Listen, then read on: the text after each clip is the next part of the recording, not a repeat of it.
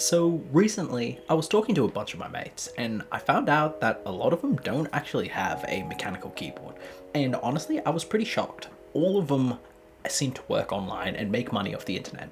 Some of them are working from home, others are running side hustles or working on startups, and some of them are even trading stocks online, and that is their side income or full-time job in some instances.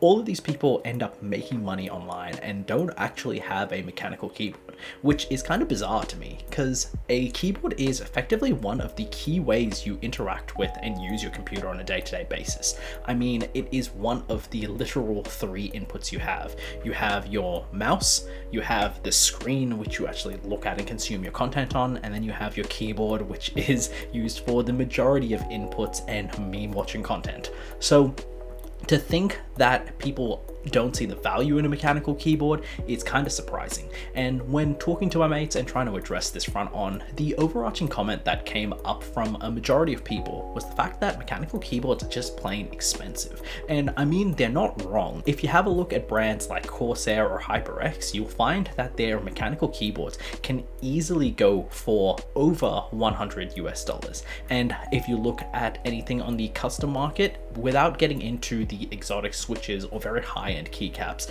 you can easily have a setup that'll run you $300 to $400. Then if you start getting into the more outlandish keycaps and the more outrageous exotic switches, you can easily be looking at over $1,000 to $2,000 keyboards all in all. So now, considering all of this, I basically took this challenge on to try and effectively find a solution to my mate's problems.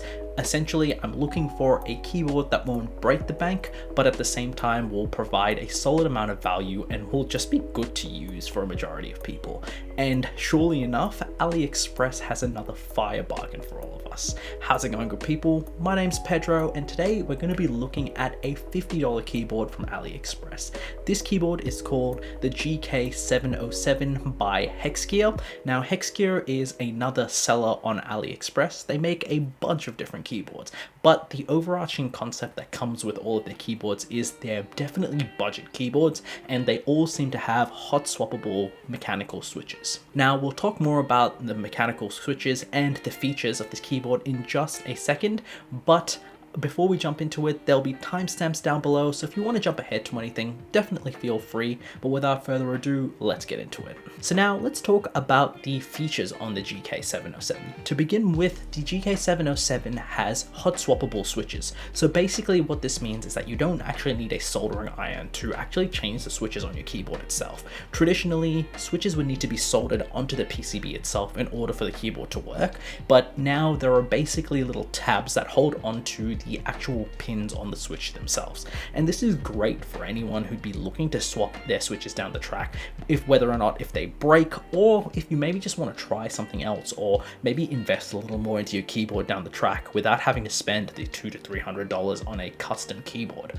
This in itself makes the keyboard worth it alone. And this really does help provide an element of customization that previously could not be had on many budget keyboards. Now, the other key features on this keyboard itself is the fact that it has a braided USB cable along with KL box switches. So this is the white, red, or brown variants. The keyboard I ended up picking up had the KL brown switches themselves, and all in all, I do have to say these switches are great to use. There was a consistent feel across everything I could use in these switches themselves. None of them felt like they had less or more travel, none of them sounded funny at all, and everything just seemed to work out of the box. There was no sort of funky issues when it came to connecting it to the software on my PC itself. It was just a plug and play situation, and along with that as well, the keyboard also has white LEDs with a couple of customizable actual modes on the keyboard itself. Now, the other great thing about that is that there are inbuilt media key shortcuts on the keyboard itself, which is great because on a lot of budget keyboards, you don't actually get a lot of these media keys or even sub keys to be able to control your volume or change tracks when you're listening to Spotify or Apple Music or the likes of which.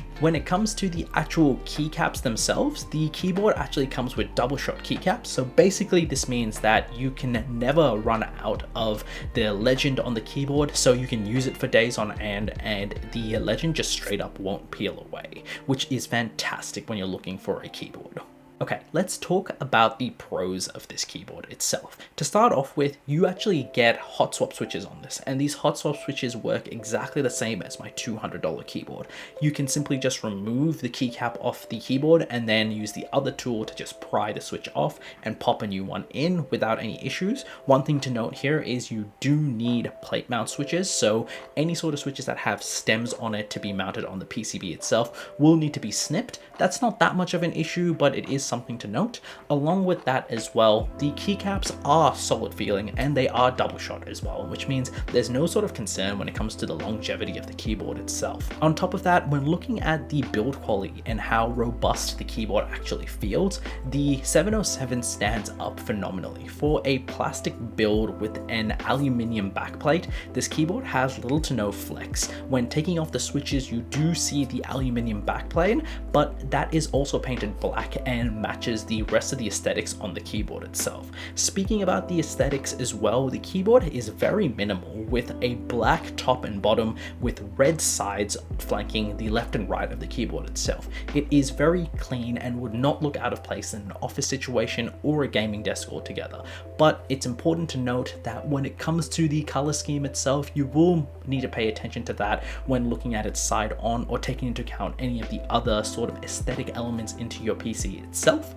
And all in all, this keyboard just feels phenomenal. If someone was to place this in front of me and told me it was a $100 keyboard with these kind of features, I genuinely would believe them. To think that you can get this for $50 US is phenomenal. But now I think it's important to note that not everything is fantastic about this keyboard. There are definitely a few cons that I really think we should address with this keyboard, so that way you have a holistic buying opinion when picking this up.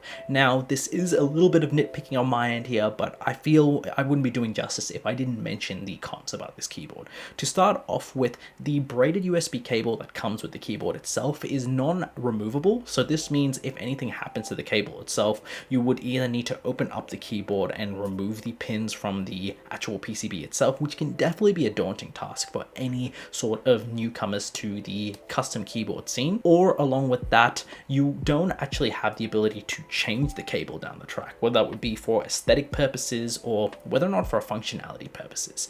On the upside of that though, you do have the ability to route the cable either way, so that way it is out of the way from your day-to-day use. And because it's braided, I think the whole concept of fraying and breaking is not so much of an issue. On top of that, the other major issue I have with the keyboard itself is the fact of the legend on the keycap set themselves. I am not a fan of the legend that comes default on this keyboard itself. I do understand it is a $50 keyboard and there are corners that need to be cut. Unfortunately, the legend just sort of irritated me to look at, and in fact, if I was using this day to day, I would in fact change the keycaps on it and put a custom set. But then again, that is a $20 upgrade as opposed to spending $200 on a keyboard just for the keycaps itself, which is kind of crazy when you put it into consideration.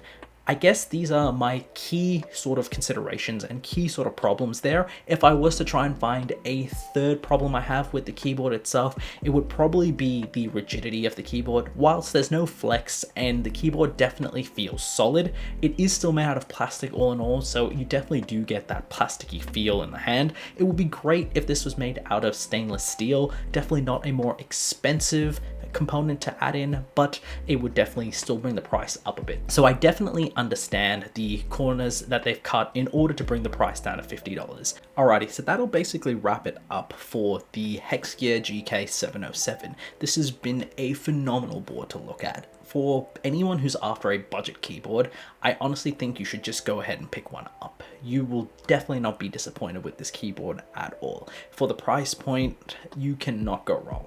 In all honesty, even cutting back on a couple of drinks on a Friday night will mean you're easily able to afford this keyboard.